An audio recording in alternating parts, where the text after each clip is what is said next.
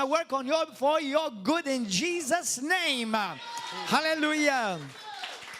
This morning, one of my sons, spiritual sons, will be speaking. Stevey, Bonici. He's an anointed man of God, loved by God, hallelujah, and by this family river of love. So receive the word of God from him and be mightily blessed.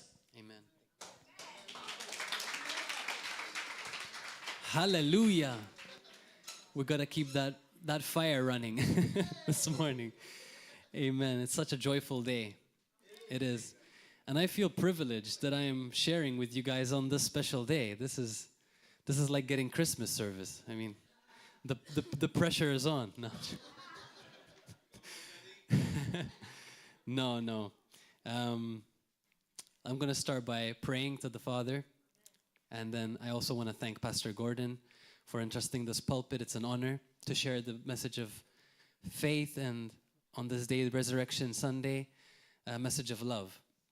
So, Father God, we thank you already even for the breakthrough that is happening in our bodies, for love. Holy Spirit, we can do nothing without you. So we just ask that you fill the room. You already live on the inside of us, Lord, Holy Spirit. But we just ask to breathe upon this time and come and just do what only you can do. We ask for your help. We ask for your wisdom. We ask for your strength to enlighten us, Lord God, even as we preach this message, as I preach this message, Lord God, and share.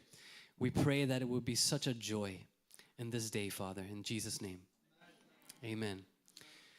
You know, I heard this man of God once, he was sharing, as you grow with the Lord starts to entrust you with more, right? So, you know, he'll start to put you in front of thousands of people, and, you know, you can't get in front of thousands of people and think you have something to offer them. Many of these people who go to, you know, some of these countries, they have thousands, if not millions of people that come to their services. And if you get up there and you think you have something to offer those people, you're going to be greatly mistaken. It's the Holy Spirit that is with you, and people want to draw from your anointing, and some of them come miles and miles to get their healing. Some from very broken families, some have, what do you call them, terminal sicknesses where they could die if they don't receive a miracle. And that's a lot of pressure on a man of God if you think that's on you, you know, that if someone who's about to die comes before you and you're going to get up there in your own power, you can't. So you always have to surrender to the will of God and go there, knowing that it's the Holy Spirit that is using a man of God. Because there are no great men of God, but only men yielded to a great God. Hallelujah. So what I share with you today is from a humble place. I have not arrived fully, and I'm still growing. And as Noel, our brother, shared yesterday, nobody's perfect. And we are all on this journey of love and maturity. But I believe God has something special to share with all of us today. And if we go back to the very beginning, you know, this message of resurrection is the pinnacle of our Christian faith. It is truly what separates our faith from every other worldview and religion. Without the resurrection from the dead, there is no Christianity. There is no hope for the world. And the message of Jesus would have been incomplete without the resurrection from the dead. It is through the resurrection from the dead that the Lord truly has shut the mouth of skeptics and doubters from across the world. And you have to be truly blind today with all the evidence that there is for the resurrection to not believe in Jesus, if you needed to have empirical evidence. But that was never the issue, was it? So, you know, from the beginning, it was all about love. When sin entered the world, man didn't look anything like God intended for him to look. So when the sin nature came upon us, and many of us were born into sin, we never chose the path of sin. What sin made us look like was nothing like God intended for us to look like. It was never God's intention and created design for us to live in sin or to be defined by sin. And it was for this reason that the Father in his heart had the plan from the very foundation of the world that he would send Jesus to restore what was lost.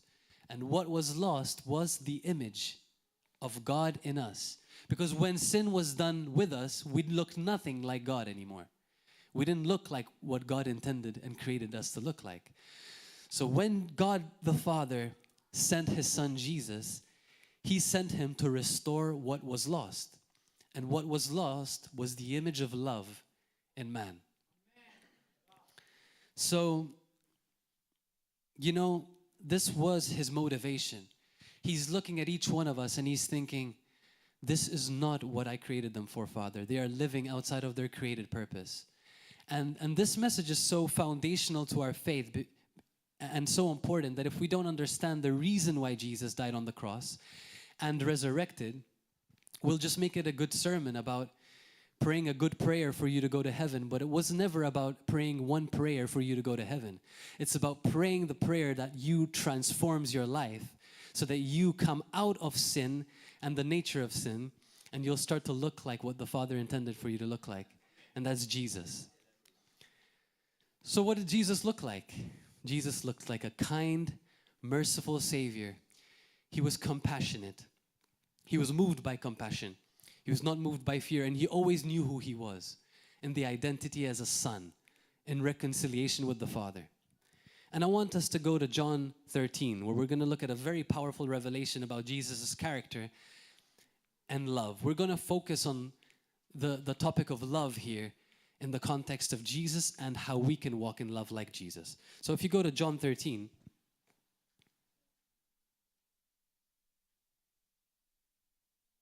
we're going to look at the story of where Jesus is washing the disciples' feet.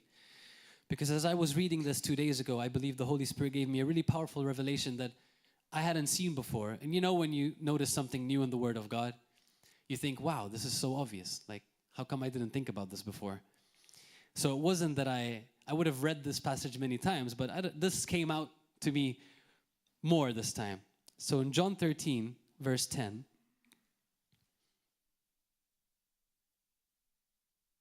actually, we go a bit before 10.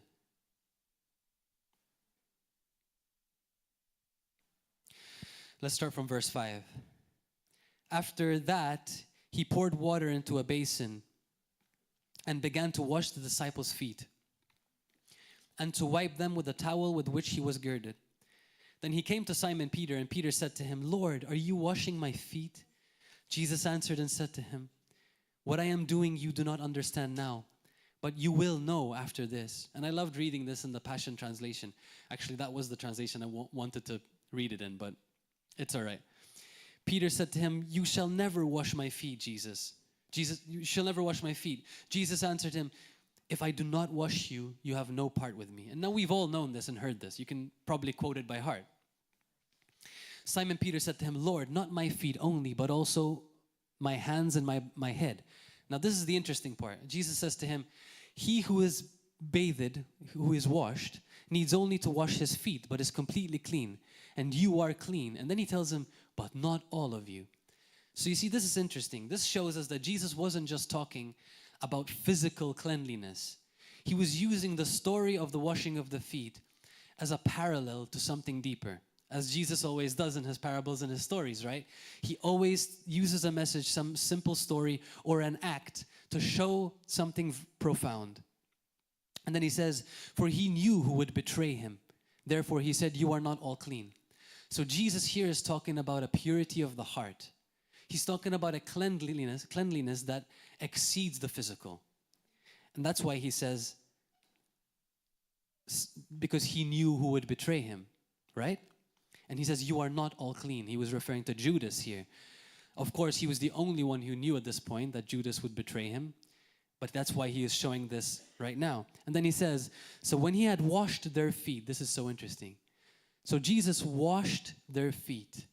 He didn't say he washed Peter's feet and John's feet, and then the others, he said, no, you guys are all sinners. Or he didn't say he washed all their feet, but Judas he didn't because he knew that he would betray him. Right?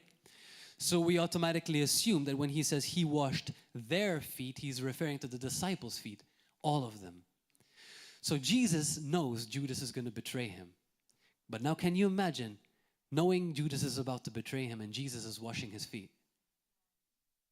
Now, is he washing his feet because his feet were dirty? No. he's showing them a profound act of love here. That even as he knows that his betrayer is in front of him and he's about to betray him, he's washing his feet, showing him that he's not holding that against him. But I love you, Judas. I'm washing your feet just like I'm washing all the other ones' feet. And then he says, do you know what I have done to you? He says, you call me teacher and Lord, and you say, well, for so I am. If I then, your Lord and teacher, have washed your feet, you also ought to wash one another's feet. Jesus is showing them that, I wrote it here in my notes, I'll say it. Jesus is washing their feet. He isn't talking about the clean and physically, like we said. Jesus, knowing he was going to be betrayed, still loved Judas. And he demonstrated this love by washing his feet. You don't wash a person's feet when you have beef with them, you're angry with them. And the natural, you don't go and wash someone's feet when you're, not right with them, right? Washing someone's feet is a humbling thing. Peter himself recognizes this obvious reality when he tells Jesus, no, you're my Lord. How can you wash my feet? You're my teacher. You're my Lord. He's like, no, you can't wash my feet. Jesus shows him by example what a pure heart, what clean means. He's using the washing of the feet as a parallel to a pure heart, a loving heart, a serving, humble heart. Clean is a picture of no stain, impurity, and no dirt. What can we learn from this story? And then you can read on. Jesus says, most assuredly I say to you, a servant is not greater than his master. And at the end of all this, I'm going to skip ahead, he basically tells them to love one another. This is his command. Love one another profoundly, deeply love one another. And Jesus is so incognito about the whole Judas situation. He doesn't want everybody to make a big deal about it. In fact, when he tells Judas, go, Judas, on the table, he gives him the bread, you remember, and Satan enters him.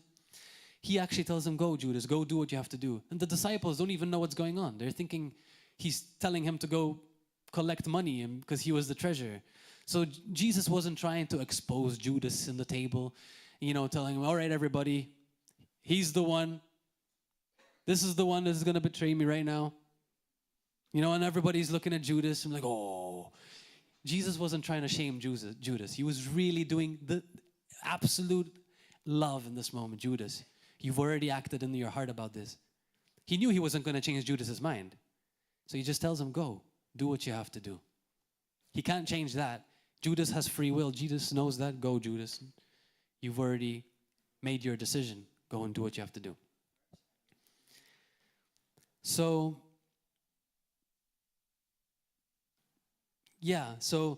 if we look at Jesus' character, let's take a bit of examples. This is very interesting. Let's look at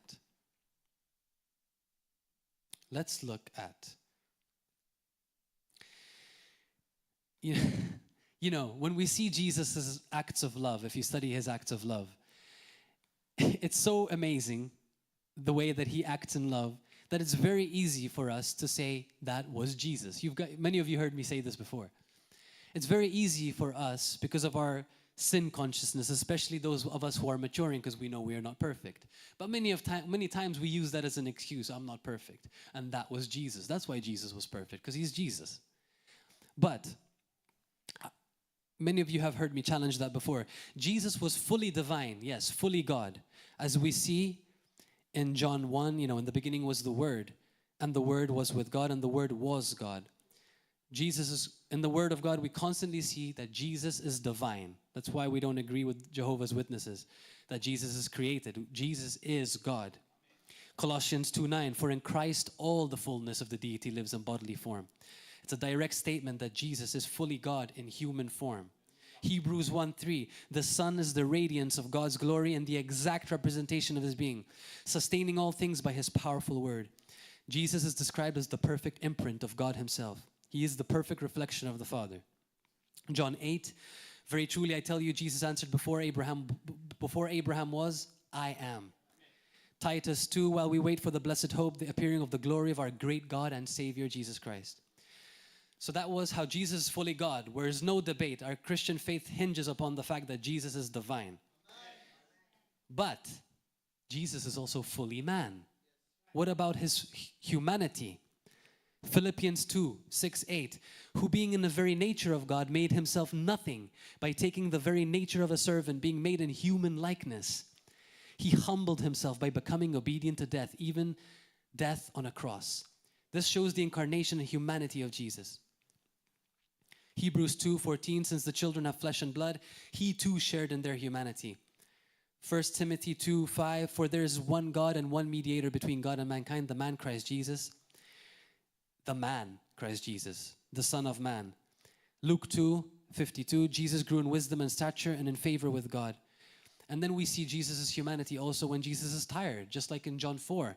It says Jesus tired as he was worn out from his journey. He sat down by the well. Jesus was tempted. God cannot be tempted in his divinity. So we see the humanity of Jesus. He had to sleep, he had to poop, he had to go to the bathroom. He had human needs, but yet he was perfect. So how can we reconcile man's ability to be fully reconciled to God and walk completely with God and yet be completely human? And this is the trouble most Christians have. And why is that? It's because we have a bit of a, you can say, handicaps in our perspective of Jesus. And it's not entirely our fault. It's just because we have heard the church, and much of the church throughout the years have preached a message that it did not, that didn't help you realize that you are able to walk in the nature of love, in the nature of God. And it has handicapped us and told us and sold us a watered down gospel. And it has not helped us. So I want to read you a couple of more things that helps us identify with Jesus before I kind of drive this point home. Jesus weeps with Mary and Martha. Jesus is deeply moved by the grief of his friends. He's, showing us that he's actually feeling emotion. Jesus has compassion on the 5,000. Jesus heals lepers. I mean, lepers were untouchable back then. And Jesus yet approaches lepers. So his compassion crosses the boundaries of fear, diseases, and social rejection. Praying for his disciples in his last moment. Jesus is not thinking about himself. Truly, imagine, look at this love in Jesus, He's being arrested, moments before his arrest. He's not even praying for himself. He's praying for his disciples.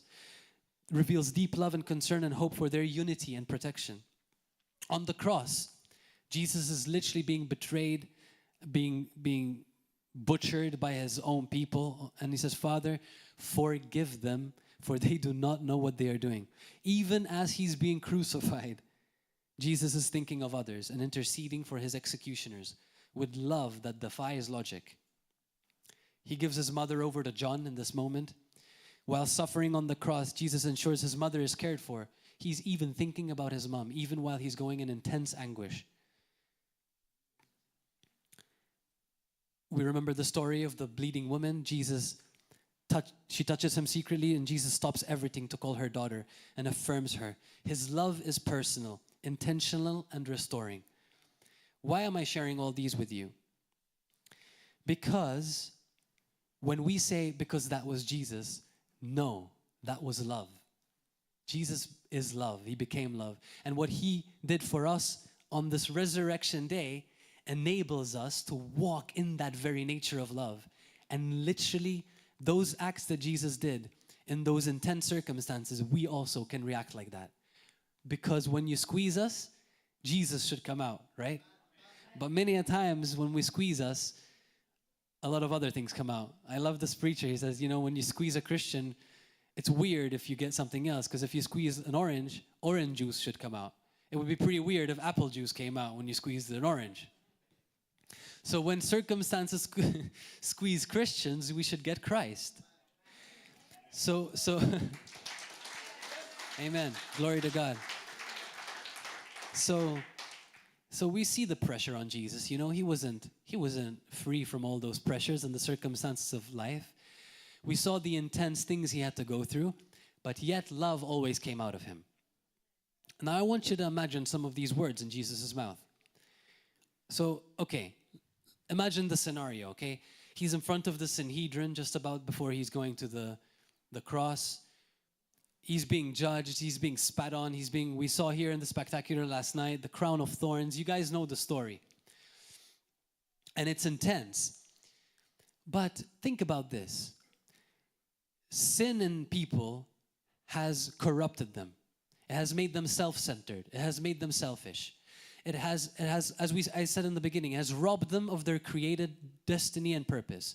They don't look like God intended for them to look like. So they obviously have a perverted and distorted perspective of righteousness. They call good evil and evil good. We'll spend the whole sermon saying all the wrong things of how contrary to righteousness it is to have a perverted and wicked mind that is not renewed by the will of God. And Jesus knows this. He knows that they have been defined by sin. Satan has hijacked many of their minds. Their heart have been darkened, the Word of God says. So, can you imagine Jesus being influenced or defined by what they can't see? What would that look like? Imagine Jesus in front of him and he would say, "How can you do this to me? Don't you know I'm the Son of God? Don't you know I'm the righteous one, the Son of Man, the one called from the beginning, the first and the last?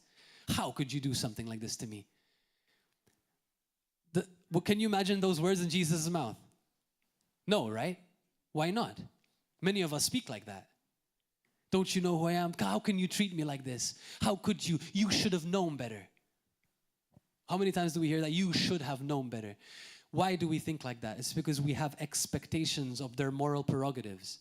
We expect them to behave in a moral way, especially the ones that are closest to us. Our wives, our best friends. We expect them to live up to the standard that we have set for them. And that's why Jesus many times said, by the same measure that you use, be careful because it will use back to you. So we are expecting a morality from people. We expect a morality from the people of the church. But what we sometimes fail to realize is that sometimes it also reveals our own insecurity. Because, and I wrote it here, when we say stuff like, "How can you?" or "they should have," it implies an expectation and a different moral prerogative from people. They aren't walking in that revelation or love, obviously. If they were walking in revelation and love, they wouldn't act the way they did. So they are not seeing something. Don't expect others to walk in love. You walk in love. Jesus wasn't surprised when people walked and lived defined by sin. As a result, evil and wickedness. And Jesus was never influenced or defined by sin. He knew who he was, and Jesus was not influenced by it. So, he had all the reason to defend himself. Jesus was the most right person in the room. He is the most right person in the room. Like, they're obviously wrong. The guy has done nothing wrong. They're about to go crucify him. He's completely right. If anyone had a reason to defend himself in that moment, it was Jesus. And yet he stays silent before them. He doesn't even have to defend himself because he knows that they can't see. And many times we feel like we have to defend ourselves. And many of times we are right in whatever topic it is. But maybe it's a family matter. Maybe it's, a trouble at work. Whatever it is. Sometimes you can be right in your opinion, you can be right in your reflection, and in whatever the subject is. But you can be right and still be wrong in your attitude. You can be right about something, but the way you deal with it, the way you bring it forth, then you end up being wrong. Because there isn't a reason for us to defend ourselves in this way. We learn from Jesus. We don't need to convince someone if they're, obviously this is very circumstantial, but what I mean is many people will accuse you. Sometimes it could be for something that you really did wrong, but sometimes it's for something that you didn't do wrong. So there's an accusation against you and you know that you've done nothing wrong, okay? Now you can be like Jesus and you can be like, "Father, forgive them, for they don't know what they're doing." They don't see. They just don't see. Or you're going to allow what they can't see offend you and define you. Oh, how can they think like this of me? How can they say such things? I've done nothing wrong to these people. I've only loved them. Imagine the words of Jesus again in his mouth. Oh, Father, I've prayed for their sick. I've raised their dead. I've healed them. I've been kind to them. I forgave them. And they spit in my face. Lord, be gone with these people. Send the legions of angels. Let's burn them all. You would think, well, he's right. He's right. He's done nothing but prayed for them, healed their sick, be patient with them. And here they are spitting at his face and wanting to crucify him. He was the most right person in the room.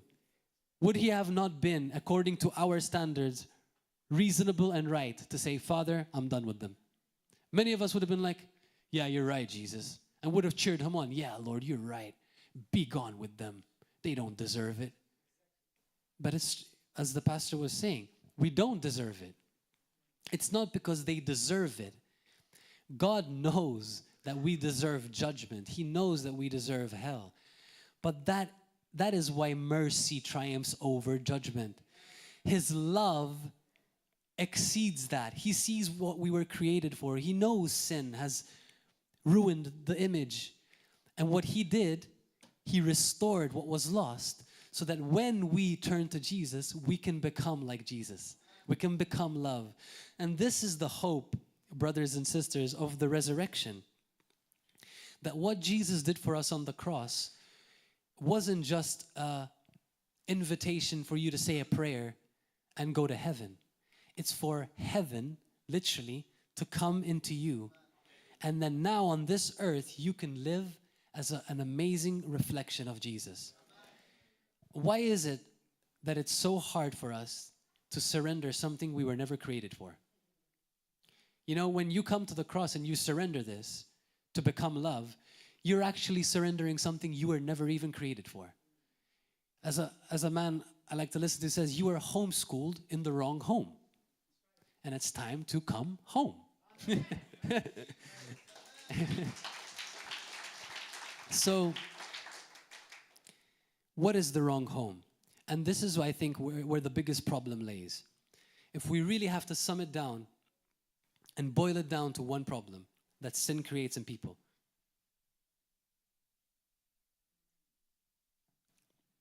It's self-centered living.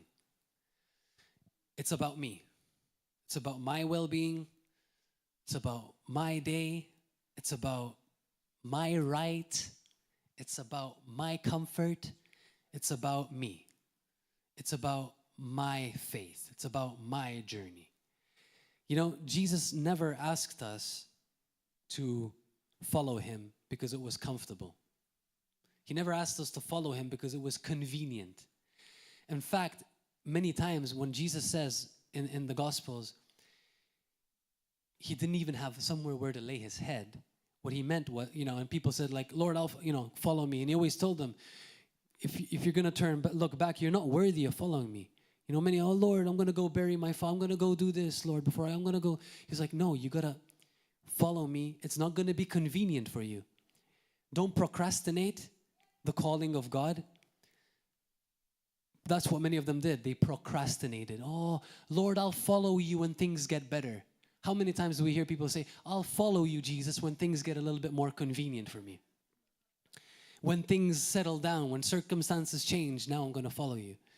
So it's not about convenience. Don't procrastinate. And I kind of lost my train of thought while I was saying this. Yeah, so following Jesus, it's not convenient. And he didn't have somewhere where to lay his head. So the point was, many times when we're going to follow Jesus, when we're going to pursue him and surrendering our lives, it's not going to look convenient. Sometimes you're going to have to lay down your rights. Sometimes you're going to have to lay down your comforts.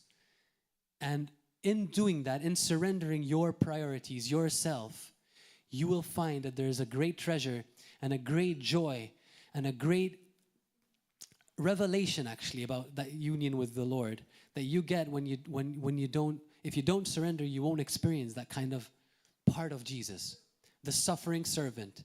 And there's a joy to knowing Jesus in that way. And not only that, but you will be free because you're surrendering that something that you were never created for. What is that something? It's that image of sin, that self-centered living, that self-righteous living.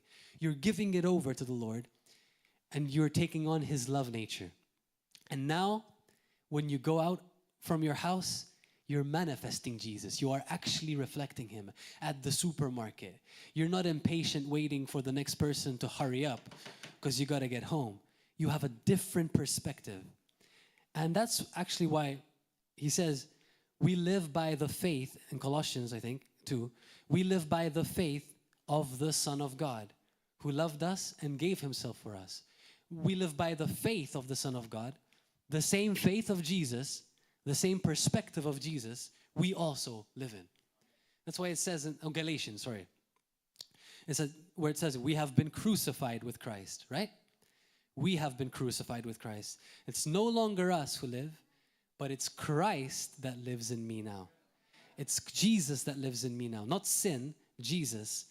And we have been freed from the power of sin. That means sin no longer has a hold of us, that nature. And we have been conveyed into this love of his marvelous Son. And now, through the power of the cross, through the resurrection, when Jesus went to the mercy seat, hallelujah, he brought his blood once and for all to heaven's throne. This is what the resurrection means, brothers and sisters. Jesus takes his blood. Imagine this beauty.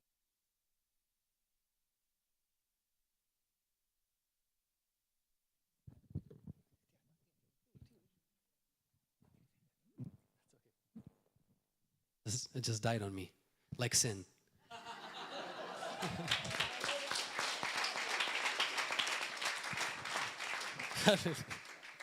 So Jesus goes to heaven, right?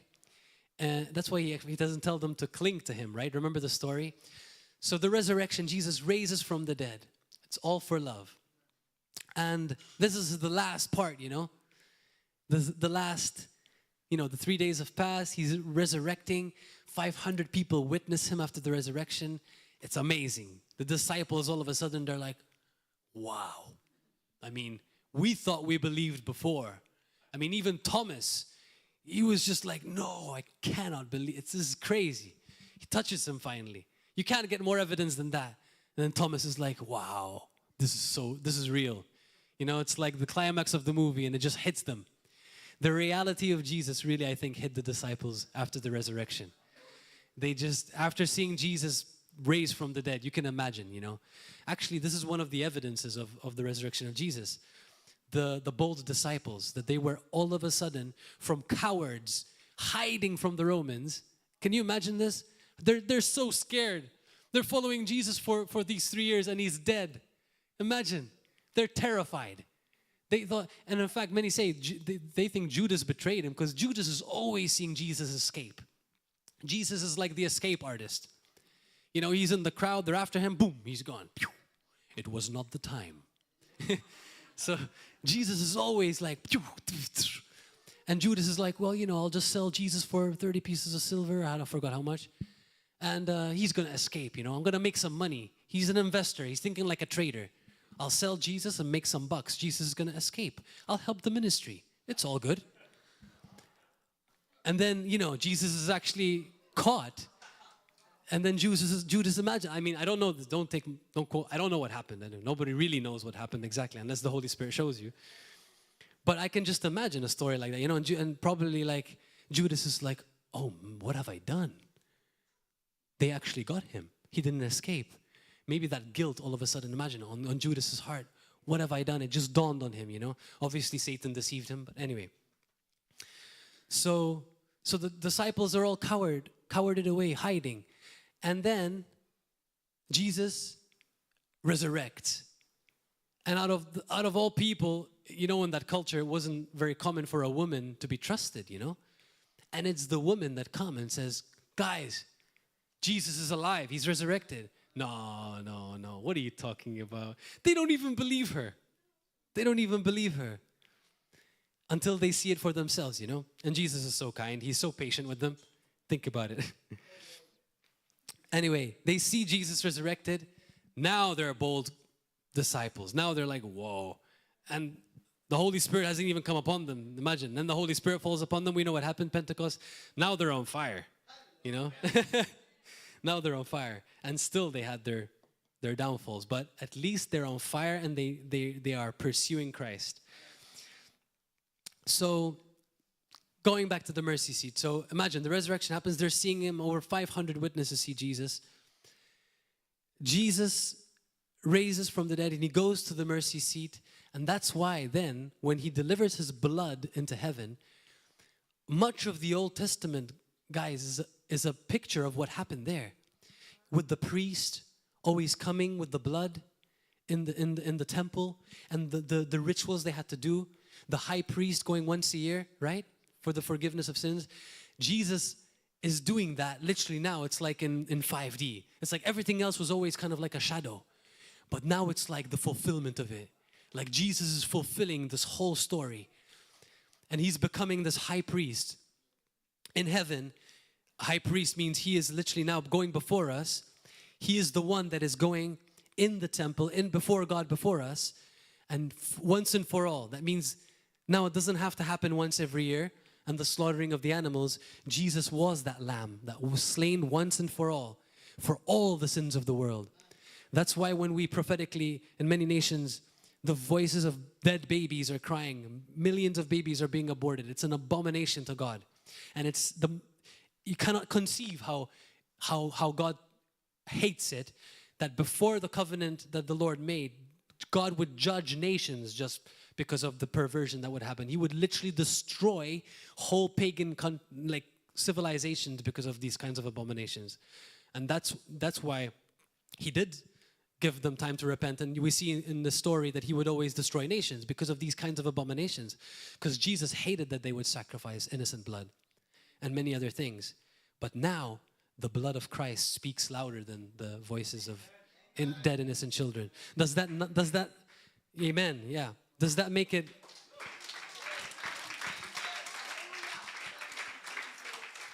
It doesn't make it right at all, and it doesn't justify it in any way. It just shows how powerful the blood of Jesus is for the forgiveness of sins. That's all it does. That God says, the blood of Jesus. So when Jesus delivers the blood, he becomes the high priest once and for all. And now all that put their faith in Christ can receive this new nature, free from sin, alive to God, and love. You have received the nature of love. To truly walk in this, you cannot reconcile love and self-centered living. Love is the opposite of self-centered living. Every time we see Jesus acting out of love, it was always out of sacrifice. He says, the greatest love is to sacrifice yourself for one's friend. There is no love without sacrifice.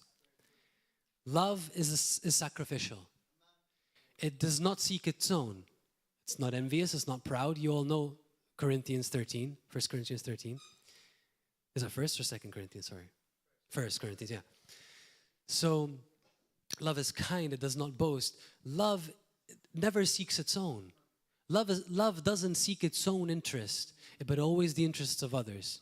It puts others before itself. And that's how you know you're walking in love. But there is no love without receiving the nature of Jesus. So that is why it's so important to be born again. It's why it's so important to surrender our lives to God. And the more we do that daily, the more we commune with the Lord, the more we start to mature. And what does mature mean? Mature means your character is looking more like love every day.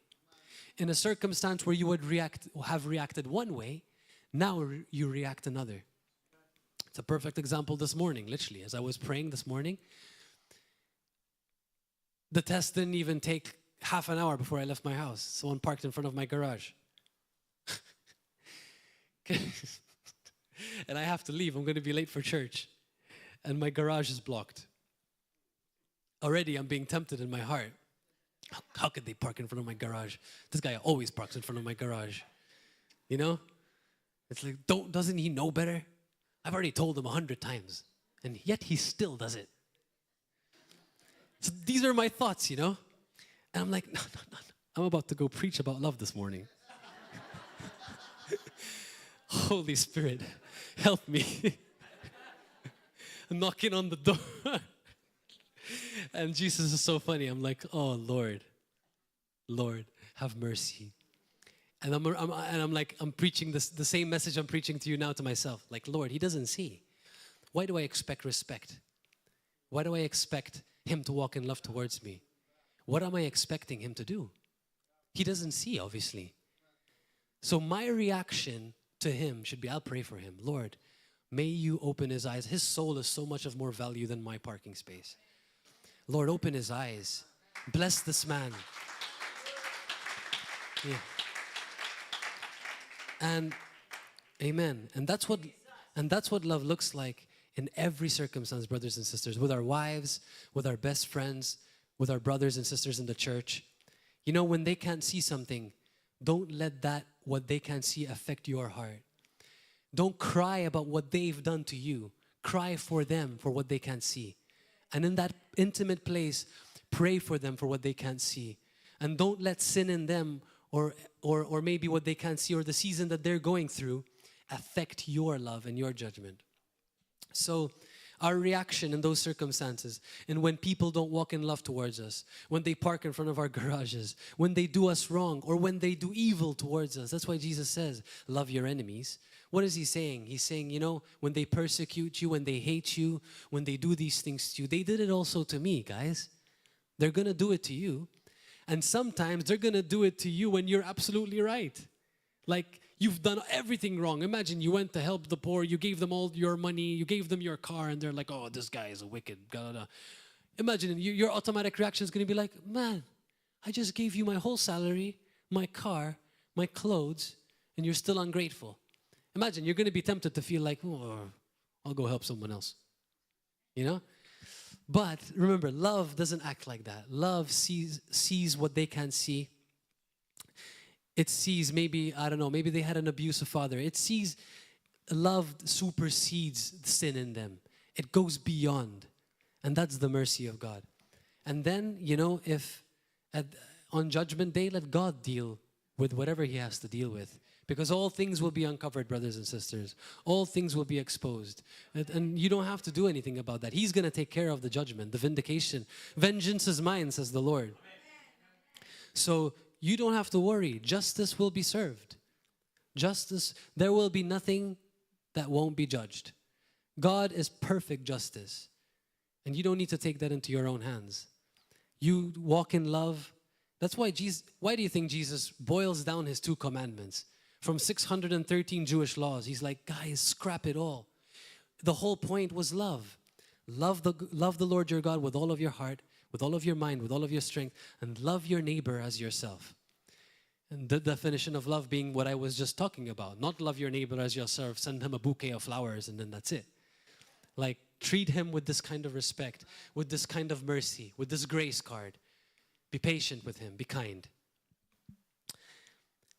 So, is all of this to justify the acts of wickedness and sin?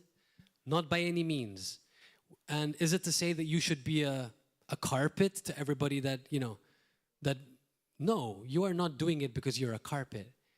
When they spat in Jesus' face and slapped him and mocked him, was he being a carpet? He wasn't being a carpet. What is he supposed to do? Fight them? That's not how you defend yourself. The fact that he stayed silent was the biggest act of love. I mean, Pilate himself standing before him, and he asks him, you know, and he's looking straight into love's face. You know, what is the truth? Jesus is the truth. He is love. He doesn't need to defend himself. So you know fully who you are in the Lord. Walk with that perfect unity in the Lord. And when people mistreat you around you, when they're not kind to you, when they're evil to you, when they're wicked to you, forgive them, pray for them, you know, and expect God to move. But don't expect them to see. Their sin has blinded them.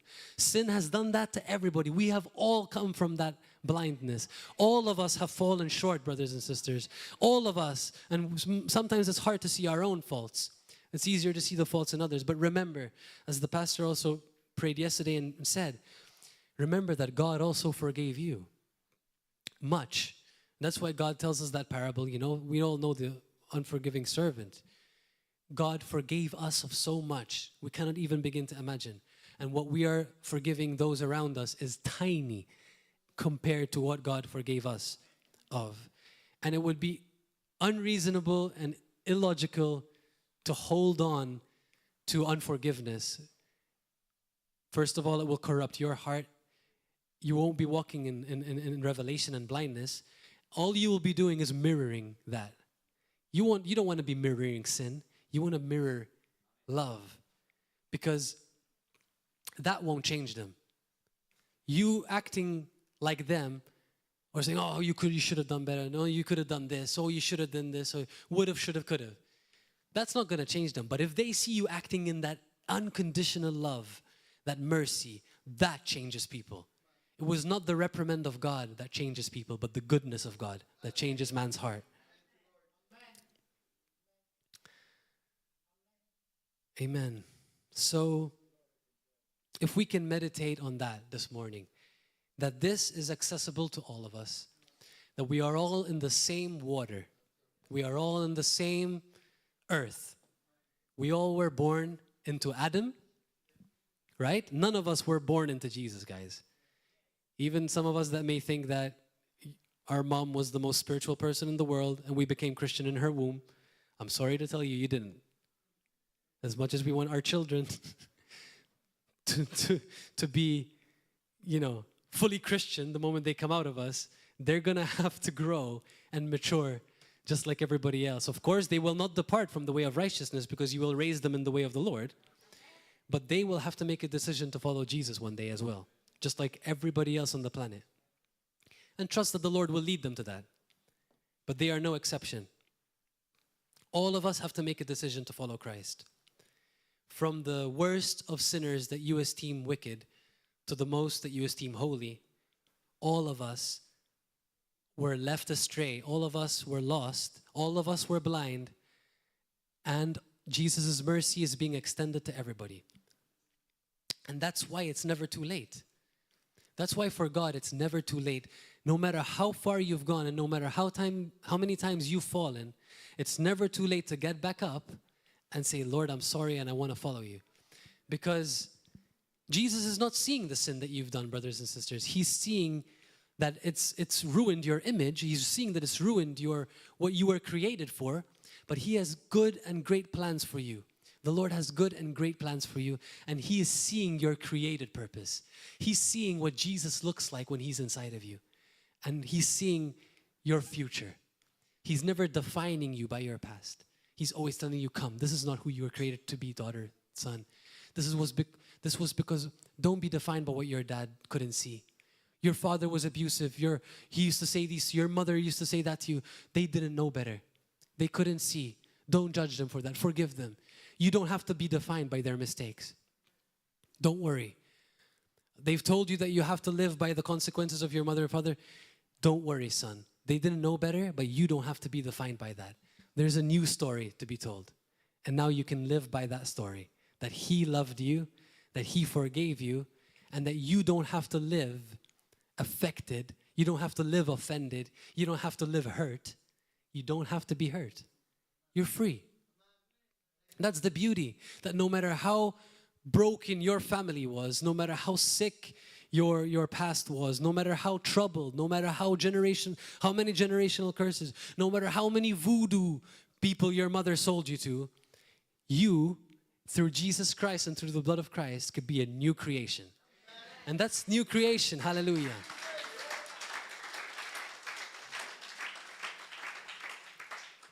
And that's why we never have to live offended and hurt. Because why carry that, when we can be free from it? Why carry what people did to you or the injustice that people did for you? Forgive them. Maybe they didn't see. And most of the time, brothers and sisters, even we cannot see. So, okay, I'm here preaching on your benefit in this case. Us as the victim, because we're not victims, but you know what I mean. But many a times we are actually the ones that we're not seeing correctly. Maybe the other person is actually right. We need humility, because that's literally the definition of deception, that you think you're right, but you're not. And it's a horrible place to be in. So how can we fight that? Just live in peace, live in forgiveness, extend that to others at all times. That's how you love people. That's what it is to walk in love. So when Jesus commands you, love one another, what is it going to look like? What he's asking of you is to forgive your brother and your sister. That's how you're loving them. To walk in grace towards them, to be kind to them, to be sweet to them, to prioritize them, to put them before yourself. That's what it means to love one another. And when you do this, you are loving Jesus. Jesus says, if you love me, you'll love my sheep, you'll love my people. And there was a man of God once, he was sharing with me, and one of the very profound things he said to me was this that stuck to me. He said, he was asking the Lord once, Lord, how can I love you more? How can I love you more? You know, he was probably in the room with the Lord burning, and he's just like, I want to love you more, Lord. And he heard a voice in his heart. He said, love my people. Love my people.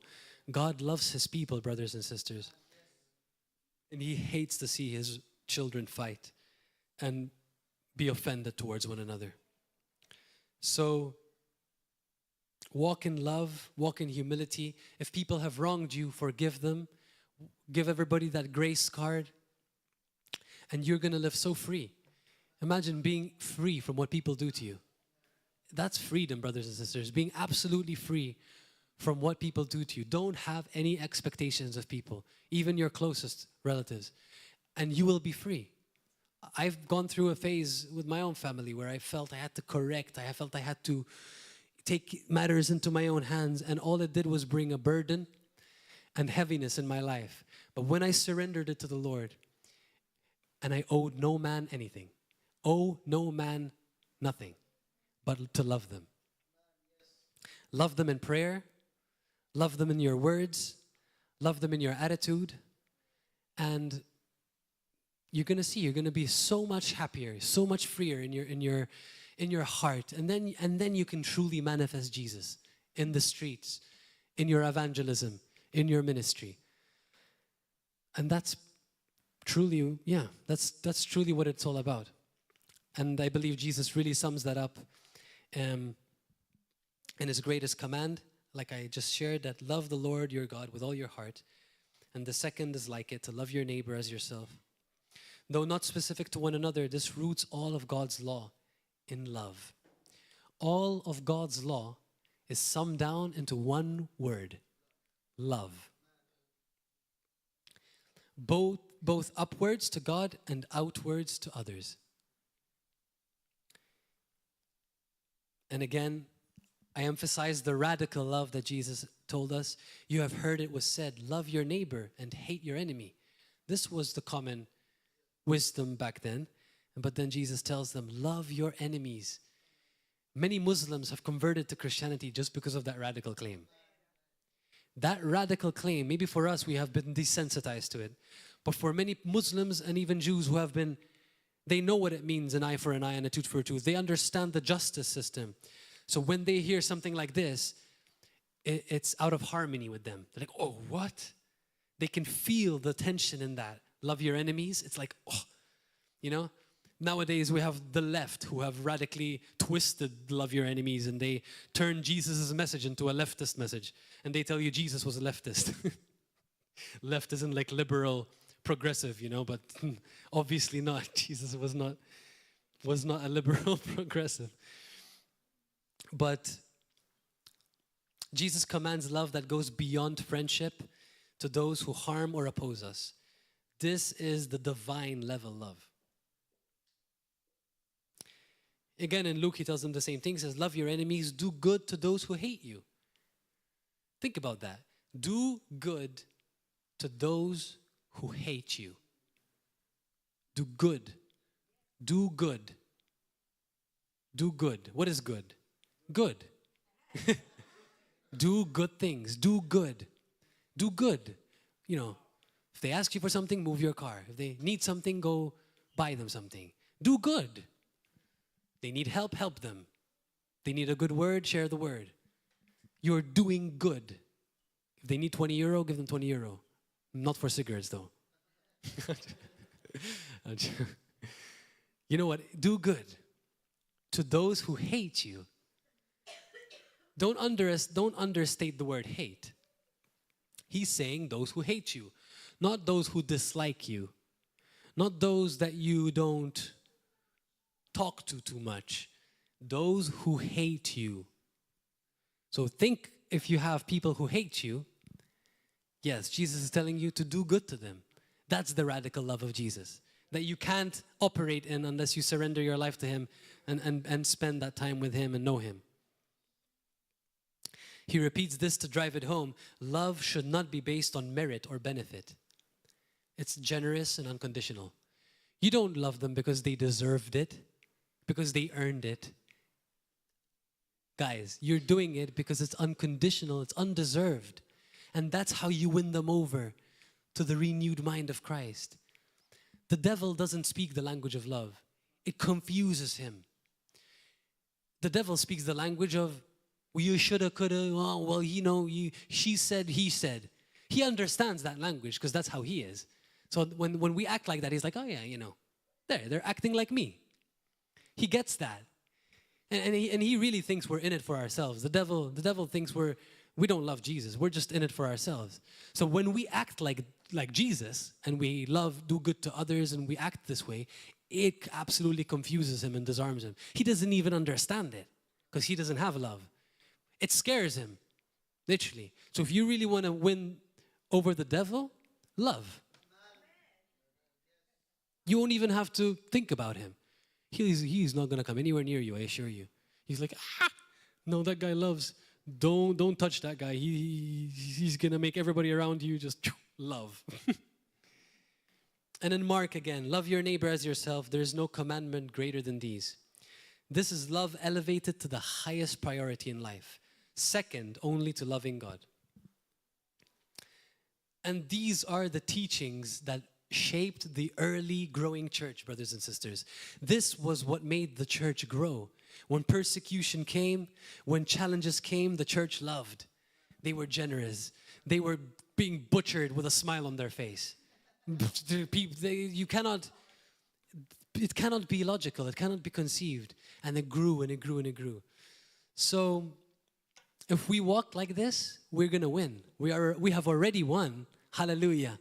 And as the pastor said, if you want to see your church change and you want to grow in love, we walk in love. Don't expect others to do it. Let's start from ourselves, our own self-reflection. Extend that grace to others, and let's start walking ourselves in love. And then let them be convinced by our conduct and attitude. And they'll be like, wow, I really like the way Pastor Gordon composes himself. I really love what I see in him. I want to live more like him. He really reflects Jesus, you know? And then we are empowered to live like that, right? So, yeah. So I'll end this message with that, and I'll invite everybody to really reflect on our own lives. Don't think about, others. Think about maybe those who have hurt you. And let's just release them over to God. Just release them. Just show them that mercy. Show them that grace in your heart right now. So even if once you're meditating on this, and once we're saying to the Lord, Lord, please make me more like you. I surrender this to you, Jesus. I want to walk in love. The resurrection from the dead has made it possible for me to be one with you, Lord. And I don't have to live hurt. I don't have to live disappointed. I don't have to live offended. I don't have to live defined by what any other person did. Brothers and sisters, never say it's their fault. It's never their fault. You always have a choice. It's always your choice. And you feel like it's their fault because you hold them accountable and you feel a grudge in your heart. And because you're hurt now, you point their finger, you say, it's their fault I'm feeling like this. No, it's not their fault. It's your fault. Because no matter what a person does to you, you can always be free. Always. Look at Jesus again. The most right person in the room. Look at what they did to him. He wasn't offended at them. He said, Father, forgive them, for they don't know what they do. So, amen.